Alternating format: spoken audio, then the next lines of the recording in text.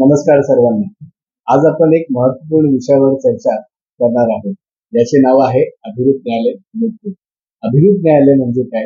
याचे महत्त्व काय आहे आणि विद्यार्थ्यांसाठी हे कसे उपयुक्त आहे, या सर्व गोष्टींचा माहिती आज आपण घेणार आहोत.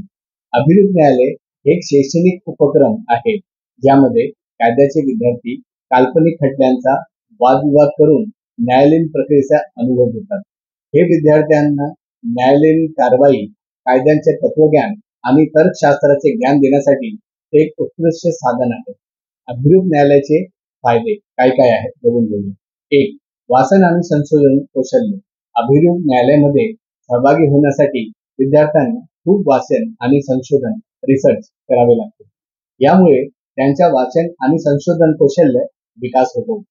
तर दुसरा फायदा, तर्कशास्त्र आणि युक्तिवाद.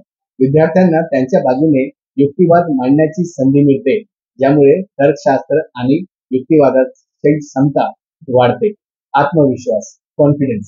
सार्वजनिक बोलणे आणि न्यायालयात आपले विचार व्यक्त करण्याचे धाडस विद्यार्थ्यांमध्ये विकसित होतो, ज्यामुळे आत्मविश्वास वाढतो. प्रॅक्टिकल ज्ञान. अभिरूप न्यायालयाच्या माध्यमातून विद्यार्थ्यांना कायद्याच्या तत्वज्ञानाची प्रॅक्टिकल ज्ञान मिळते. समन्वय आणि टीमवर्क.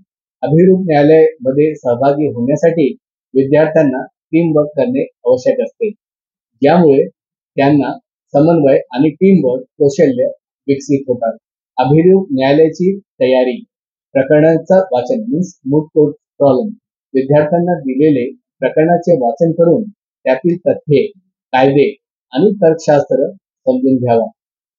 रिसर्च, संशोधन.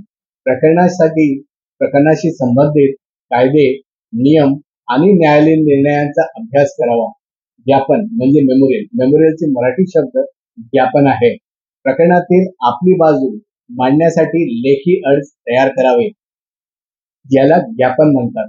Return memorials. Written argument. वादविवाद सराव, आर्ग्युमेंटची प्रॅक्टिस. आपले युक्तिवाद सादर करण्यासाठी सराव करावा. यामध्ये आपले सहकाऱ्यांबरोबर चर्चेत सहभागी होणे महत्वाचे असते आणि फायदेशीर पण असते. ह्या चर्चाचे निष्कर्ष काय आहे ते आता आपण पाहूया.